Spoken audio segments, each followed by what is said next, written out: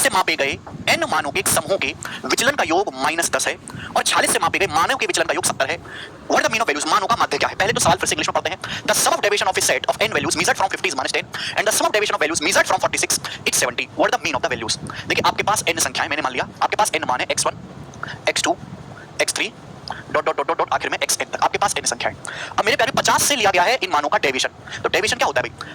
मेरे प्यारे भाई डेविएशन होता है जैसे आपके पास x1 x2 x3 dot dot dot up to xn है मेरे प्यारे। ये क्या है? n मान है। कितनी वैल्यूज हैं? n मान है। अब 50 से the sum of deviation of set of n values measured from 50 से इन सभी मानों का डेविएशन निकाला गया, उस डेविएशन का सम -10 है। तो x1 देखो, डेविएशन का मतलब होता है मेरे प्यारे, व्हाट इज डेविएशन? डेविएशन का मतलब होता है अगर आपके पास x1 से लेकर xn तक n वैल्यूज हैं, xi का जो मान आएगा मेरे दोस्तों 1 से लेकर n होगा। और मेरे दोस्तों डेविएशन जिस पॉइंट से भी आप निकालें, सपोज आप डेविएशन निकालें x बार से, तो ये आपका डेविएशन आ जाएगा मेरे प्यारे भाई। समझ में आया? आप बोलोगे हां जी सर बिल्कुल सही, यानी कि आपको हर एक मान में से 50 को घटाना है फिर जोड़ना है। ये आपके पास n वैल्यूज है x1 x2 x3 up to dot dot dot xn मेरे प्यारे, ये डेविएशन का सम आ गया। अब इन सभी मानों का 50 से विचलन का योग, 50 से विचलन क्या आएगा? x1 और 50 का डिफरेंस। देखिए संख्या में से घटा रहे हैं 50 को, x1 -50, ठीक है प्यारे भाई। फिर हो जाएगा मेरे दोस्तों x2 -50। समझ में भाई? फिर संख्या x3 में से 50 को घटाएंगे, x3 -50, इसी तरीके से चलता जाएगा। और आखिर में मैं आपको समझाने के लिए कर रहा हूं, इतना लिखना नहीं पड़ेगा फिर आपको। xn में से 50 को घटाएंगे, तो ये आ गया डेविएशन का सम। हर संख्या में से 50 को माइनस करिए, जो भी वैल्यू आएगी आप उनको जोड़ते जाइए, पॉजिटिव है या नेगेटिव है, और इसका जो सम है ये आपका -10 है।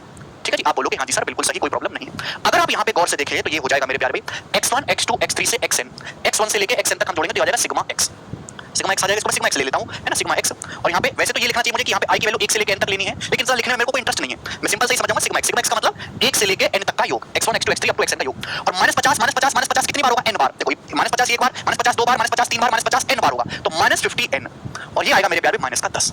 तो ये मतलब हुआ है डेविएशन के सम का। सभी को बात समझ में आई? आप बोलोगे हां जी सर बिल्कुल सही, समझ में आई है। तो यानी कि अगर मैं इस बात को एक्सटेंड करके लिखूं तो मैं लिखूंगा सिग्मा i = 1 से लेके n, ये x y, ये सारे मानों का सम है, उसमें से माइनस करना जिस भी पॉइंट के अबाउट आप डेविएशन आप निकाला है x बार, यहां पे x बार की जगह लिखा बोला था 50, जिस भी पॉइंट जिस भी संख्या के अबाउट आप डेविएशन निकालते हो x बार n बार होगा, तो n से गुणा हो जाएगी, n से गुणा हो जाएगी मेरे प्यारे भाई, ठीक है ना। तो ये आपके डेविएशन का सम आ गया, ठीक है भाई। तो 50 से विचलन के मानों का योग -10 है, जबकि 40 से अगर विचलन लेंगे तो उसके मानों का योग 70 है। 40 से विचलन का सम क्या आएगा? सिग्मा x - 46 n, संख्या n है, और ये क्या आएगा मेरे दोस्तों 70। तो आपके सामने बेसिकली यहां से दो इक्वेशन बन गई, दो इक्वेशन, ठीक है ना।